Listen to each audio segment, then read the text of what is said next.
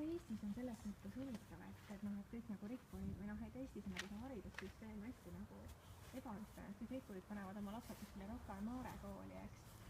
Aga samas Soomes ei ole sellist asja, kuskil on mingi tohutu eliitkool, on ju. Mulle see ka meeldib Soome puhul lihtsalt.